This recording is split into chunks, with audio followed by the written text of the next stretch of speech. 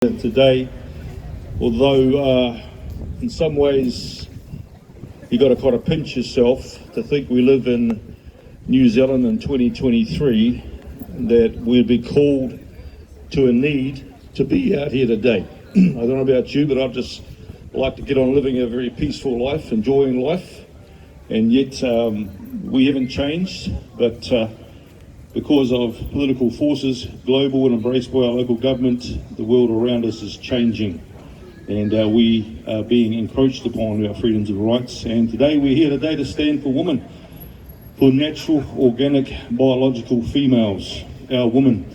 And I just got to pinch myself to think that we are here today needing to take a stand for this issue. It amazes me.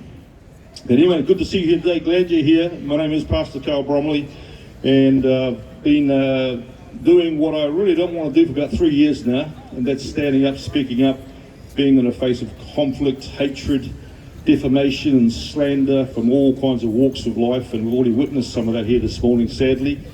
But good on you for being here. So I've just got a wee message this morning. And I want to preface the talk I'm giving this morning by saying I'm not here against something, I'm here for something. I'm here for our women, their rights and freedoms, for our natural women. But when you stand for something, by nature there will be that which is against what you stand for. And I want to start by saying I'm not here hating anyone. I don't hate people. In fact, I live by a code that says love your enemies, and I do love my enemies. I'll sit down with any of those who lambaste, slander and defame me. I'll sit down with them, adult to adult, in love, and have a mature, respectful discussion. But folks, these days to have an alternative view or opinion or moral position or a different scientific perspective or difference of faith or not faith seems by many to infer hatred, and many today think just because you disagree with them or have a different perspective that you're a hater. That is just insane. But for the occasion today, I'm here for our wahine, our women, their rights and freedom, their safety, their comfort, their status, their heritage. Folks, we saw the atrocious phenomena that happened recently in Mount Albert, Auckland, with Posey Parker coming to New Zealand for an event called Let Women Speak. And the reality is they and them did not let her speak. Instead, what we witnessed tragically is another blemish on our calendar of New Zealand history was a hate-filled, frenzied mob of violence and abuse. There was no manaakitanga there. There's no hospitality to a person visiting our country, and there was violence, assault and abuse against Posey Parker, Kelly J. Keane, and even elderly women were punched in the face by those in that frenzied mob there to shut down that freedom of speech movement, that freedom of speech event for natural women. It's amazing this is the world we live in, New Zealand. Our biological, organic, natural women are having their freedom to speak taken away from them through a form of, could be nothing less than a form of social terrorism, and endorsed and protected, sadly, by a government and a media that turns a blind eye and a deaf ear. Women today are having their freedom to compete justly amongst their own, usurped and defiled in the sports arena, the sports of their choice. Beauty pageants, would you believe? Women's rights today to feel safe, secure, comfortable, without feeling creeped out in public toilets and changing rooms and swimming events facilities such as Linwood Pool and Christchurch have been taken away. Honestly, you've got to wonder, has this nation and world gone utter, completely stark, raving mad? Yes! Look, I know about madness because I worked in mental health as a psych nurse for almost 3 decades, and I was the kind of guy that you would see if you got taken to the hospital for triage in terms of mental health issues. I was the person who did the assessments. I know a bit about madness. I know a bit about delusion. I know a bit about fantasy and illusion. And I also know a lot about nefarious political agenda forces that play everyone. And we're all being played. Doesn't matter what side of the fence you're standing on this issue today. We're all being played by nefarious globalist government forces that are being embraced by our local New Zealand government. The topic of natural women's rights has been inflamed and fueled by these globalists in our government, the media, and it's time for us to speak up. Folks, firstly, to stand by a woman, we must understand what a woman is.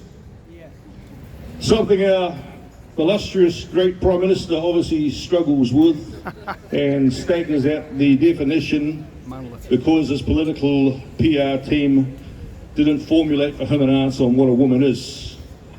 I wonder if he's a bit confused about what he married. Yeah. But sadly and tragically, I think that's finished, isn't it? So we need to understand what a woman is. And I'm going to unapologetically refer to the Bible as the moral compass for this. Amen. In the book of Genesis chapter 1 verse 26 to 28 it says, "And God said, let us make mankind, human beings in our own image after our likeness." So all human beings are made as a reflection of the divine. Men were the prototype, woman the improved model. Okay, next. Right, ladies? Verse 27, so God created man in his image, in the image of God he created them, male and female. God created 2 kinds or categories of human beings, male and female. Males are called men, the female is woman. And he told them in verse 28, be fruitful and multiply. Think about that. Be fruitful and multiply and fill the earth. He commissioned them according to that biological mandate to multiply. And men and women can multiply. That's one of the natural distinctives. So, what we have today, folks, is a deconstruction of nature. People playing with words to create confusion, fuel hatred and change, to extend power, and to socially engineer a nation and deconstruct the very fabric of reality when it comes to the most basic things in human existence about what is a man and what is a woman. Now, women are now being being tied to an ideological altar and sacrificed to political post-truth gods. I've got a question this morning that really disturbs me as I think about this.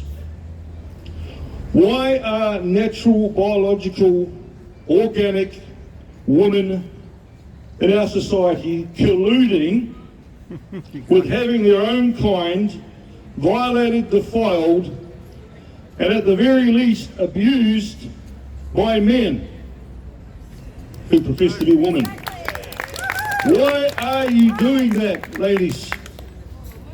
You know, women have fought for their rights for decades, and I just don't understand how a biological woman can collude to support a spirit and movement of natural biological men usurping themselves over the rights, safety, comfort, and existence of natural organic biological women. You know, ladies, if you support that spirit and that movement, you are betraying yourself. Women in the Christchurch City Council, women in the national government, the government of New Zealand, MPs, women journalists, women doctors, teachers, you are all betraying your own sex. How do you not see that? How do you not see that?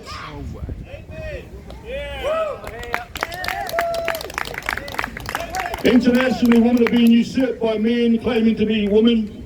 The UN, World Health Organization, says this about gender. Gender identity refers to a person's deeply felt internal and individual experience of gender. That's on their website. So basically, any bloke who feels, as Shania Twain said, who feels, man, I feel like a woman. If he feels that he's a woman, he is endorsed and supported by this government, this movement, at a whim to enter women's toilets, women's changing rooms and women's dressing rooms in Christchurch City across this nation until he feels otherwise. Because he may at some point in time, after a certain time, once again feel like a man. You feel like pinching yourself to think this is a reality of where New Zealand's got to? Now, I direct a small lobby group called FONZA, For Our Nation New Zealand Authentic, and I'll be dialoguing with the Christchurch City Council about the women's only free swim time at Linwood Pool. I think it's on Tuesday. And I've asked them some questions about why they have a women's only swim session. Now, I'm actually in favour of women's only swimming sessions. I'm for that. And actually, I quite like a bloke's only swimming session too. I'll be for that too. But what I'm not supportive of is sophistry and deceit around these things. Because these women-only swim sessions are open to organic, natural, biological men who for a time feel like a woman.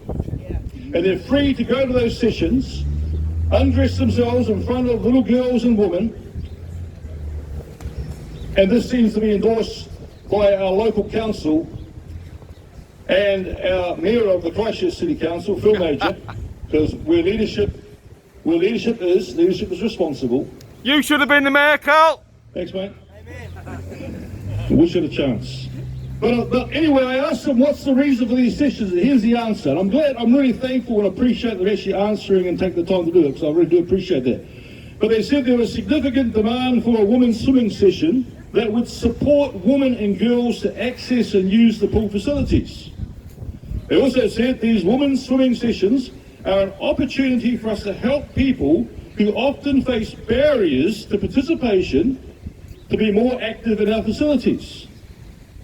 And the other statement on the quote is, for some women, these sessions are the only opportunity they have to feel comfortable swimming. Now, the question begs, does it not? You've got to ask, how do these women-only sessions support women and girls to access their facilities? Why are these women-only sessions an opportunity to help women face barriers to participation? Why would women feel comfortable swimming during a women's only session? Now, you don't have to be a PhD in biology or PhD in psychology to figure the answer out. Because women-only sessions are supposed to be for women only, right? Yes. And what makes them feel safe, supported and comfortable is that there are no men present. It's not rocket science, is it? But in the world of reality, when you open that women's only session up to organic, biological, natural men who feel like a woman for a time, guess what? It's no longer a woman's only swimming session, is it? And guess what? Natural organic women will not be feeling comfortable. They will not be wanting to go into that session. They will not feel supported. They will feel creeped out and very vulnerable. So you've got to ask yourself, folks, have we gone mad in this nation? I think so. I agree. Yeah.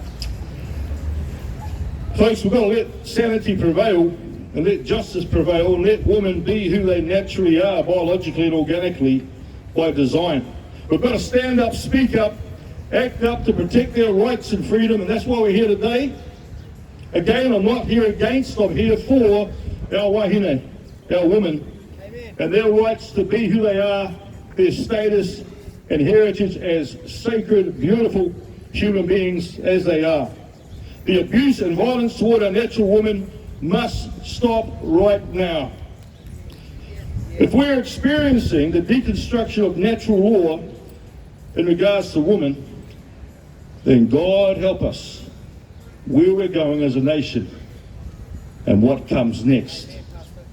Kia kaha wahine, kia kaha tāne, Let's be strong for our wahine and for our women. Thank you. Thank you, Colt.